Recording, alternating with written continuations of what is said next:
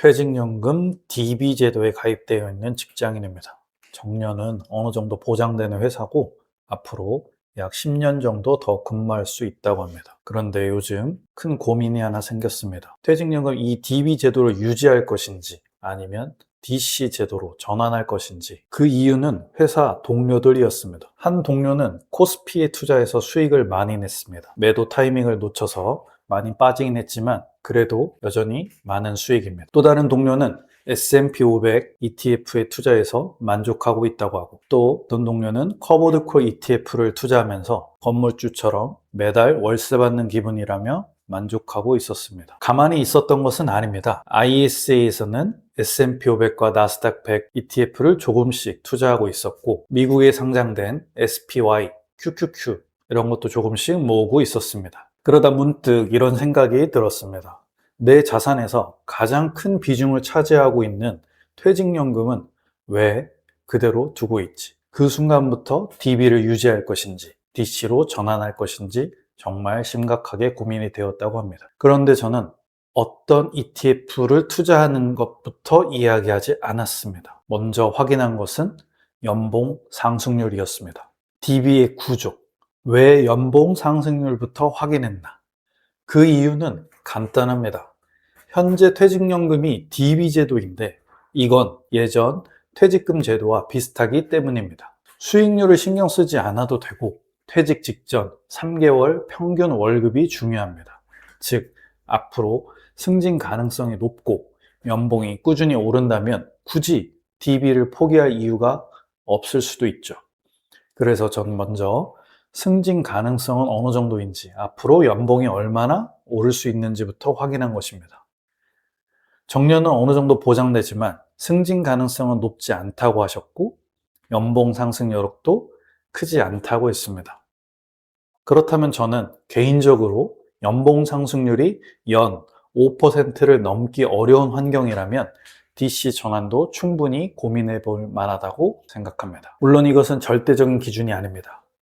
그런데 주식 비중을 낮추고 현금성 비중이 높은 자산 배분 투자를 한다면, 그리고 앞으로 최소 10년을 투자할 수 있기에 충분히 해볼 만하다고 말씀드렸죠. 물론 낮더라도 연봉 상승률이 시중금리보다 높다면 DB제도 유지도 맞을 수 있다고 했습니다. 내가 가진 자산 중 가장 큰 덩어리를 거의 확정적으로 시중금리 이상을 가져가는 것도 투자의 방법일 수 있으니까요. 현금도 주식처럼 하나의 종목이라고 생각한다면 말이죠. 그런데 포모가 더 컸던 것 같습니다. 회사 동료들의 영향이 있었습니다. DC로 전환한다면 어떻게 투자하는 것이 좋을까요? 결국 이 질문이 나왔으니까요. 동료들의 투자, 장단점이 있습니다. 코스피에 투자했던 동료는 작년 말부터 계속 추가 매수를 하면서 소위 불타기를 했다고 합니다. 한때는 수익률이 100%를 넘었었고 6월 중순 이후 코스피가 크게 흔들리면서 수익도 약 30% 정도 줄었다고 합니다.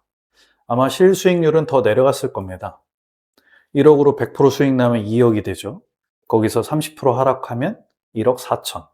원금 대비로는 60%가 아니라 40%가 수익입니다. 상승할 때도 복리지만 하락할 때도 복리입니다. 그래도 아직은 많은 수익을 내고 있습니다. 부럽기도 했지만 매일 계좌를 보는 게 스트레스도 상당해 보였다고 합니다. 반면 S&P 500 ETF를 꾸준히 적립식으로 투자하는 동료는 가장 공감이 되었다고 합니다. 이미 ISA와 일반 계좌에서 S&P 500과 나스닥 100 ETF를 적립식으로 투자하고 있었기 때문이죠. 다만 DC는 금액이 가장 큰 계좌입니다. 그래서 가장 공감되면서도 가장 두려운 선택이기도 했습니다. 적립식이지만 상대적으로 큰 돈을 적립식으로 하기엔 무서웠으니까요. 그리고 가장 궁금했던 것은 커버드 콜이었습니다. 건물주처럼 월세 받는 기분이 어떤 것인지 직접 경험해보고 싶었다고 합니다. 실제로 매달 계좌에 따박따박 들어오는 것을 보니 더 궁금해졌다고 합니다. 하지만 가장 큰 자산인 DC 계좌인 만큼 잘 모르는 상태에서 투자하고 싶지는 않았습니다. 커버드 콜 10년 굴리기엔 안 맞습니다. 앞으로 10년 정도는 투자할 수 있다고 했기에 원 지수와 커버드 콜 비교를 했습니다. 지난 1년 동안에 코덱스 200과 코덱스 200 타겟 위클리 커버드 콜 ETF를 비교한 것입니다. 분배금까지 모두 반영한 수정 기준가 기준입니다. 보시면 원지수가 더 높은 수익률을 보여주고 있습니다. 상방은 막혀 있고 하방은 열려 있으니까요. 참고로 최근에는 업그레이드된 커버드 콜 ETF도 나오고 있죠. 하지만 장기적으로 자산을 키워가는 목적이라면 원지수를 이기기는 쉽지 않습니다. 커버드 콜이 나쁘다는 뜻이 아닙니다. 목적이 다르기 때문입니다. 당장 현금 흐름이 필요한 분이라면 충분히 좋은 선택이 될 수 있습니다. 하지만 앞으로 약 10년 정도 자산을 키워가는 게 목적입니다. 그렇다면 커버드 콜보다는 원지수 ETF를 고려하는 것이 좋겠다고 말씀드렸습니다. 다만 경험을 하고 싶다면 전체 자산의 3에서 5% 정도에서 해보는 것도 방법이라 했죠. 투자는 직접 경험해 봐야 나에게 맞는지 알 수 있으니까요. DC로 전환한다면 투트랙 투자 전략. 그럼 어떻게 투자하면 좋을까요? 투트랙으로 얘기해 봤습니다. 첫 번째는 S&P 500 ETF 적립식 투자입니다. 이미 ISA와 일반 계좌에서도 S&P 500 ETF를 적립식으로 투자하고 있기에 가장 익숙한 방법이기도 했습니다. 예를 들어 전체 DC 계좌의 약 1% 정도를 매월 자동 매수로 설정하는 것입니다. 시장을 예측하기보다 기계적으로 투자하는 것이죠. 참고로 S&P 500은 역사적으로 연평균 약 10% 정도의 수익률을 보여왔습니다. 그래서 적립식으로 투자하다가 어느 날 계좌를 확인했는데 수익률이 10% 이상 나와 있다면 일부 매도도 해보시라고 말씀드렸습니다. 매도는 투자의 꽃입니다. 결국 수익을 실현해야 합니다. 실현하지 않으면 사이버머니입니다. 생각보다 매수는 많이 해봤지만 매도는 한 번도 해보지 못한 분들도 있죠. 수익을 실현하는 경험도 투자의 중요한 과정입니다. 두 번째는 자산 배분 투자입니다.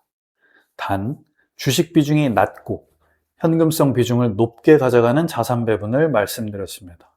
예를 들어 미국 주식 ETF는 10에서 15%, 원한다면 국내 주식 ETF는 3에서 5%, 미국 중기채 ETF는 5에서 10%, 금 ETF는 5에서 10%, 그리고 나머지는 현금성 관련 ETF입니다.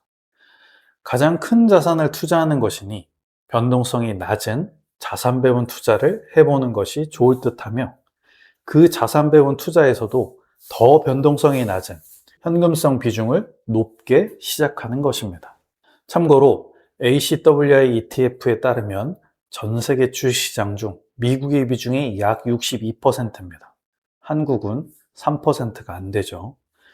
그런데 동료들이 코스피 관련 투자를 많이 한다고 하니 원한다면 투자 경험을 해보는 것도 좋을 듯 합니다. 그리고 S&P 500 적립식 투자와 자산 배분 투자의 S&P 500은 서로 다른 ETF 상품으로 나눠서 운용해 보시라고 말씀드렸습니다. 예를 들어 적립식은 타이거 미국 S&P 500, 자산 배분은 코덱스 미국 S&P 500처럼 구분해 두면 관리도 훨씬 편해질 것입니다. 결국 DB에서 DC로 전환하기로 결정했습니다. 하지만 중요한 것은 DC로 전환하는 자체가 아닙니다. 왜 전환했는가였습니다.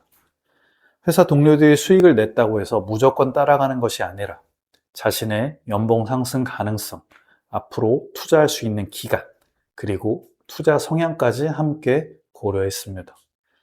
퇴직연금은 내가 가진 자산 중 가장 큰 덩어리인 경우가 있습니다. 그래서 어떤 ETF에 투자하는 것보다 나에게 맞는 제도를 먼저 선택하는 것이 중요합니다.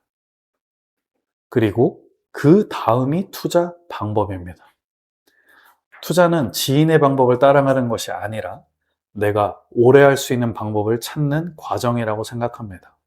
이에 지인의 투자법보다 내 투자법을 찾는 것이 더 중요합니다.